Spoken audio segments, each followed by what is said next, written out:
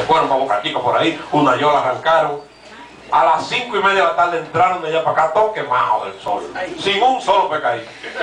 Y ahí mismo al lado, vino entrando una señora, una viejita de este tamaño, con una yola llena de peces, pero llena de peces. Todavía los pescados dando brincos.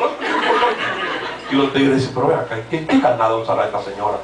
Señora, dime, mi hijo, ¿y qué carnada es que usted usa? Nosotros salimos igual con un pescado nada, dice ella, la misma que ustedes. Carnita, lombricita y pendejadita que yo recojo. Le doña, pero ¿y cómo? ¿Qué es lo que usted hace para pescar? Dice, no, espérate. Yo soy una mujer supersticiosa y cabalosa.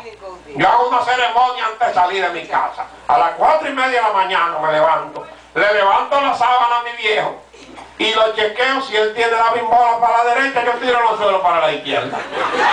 Y si está para la izquierda, tiro el anzuelo para la derecha.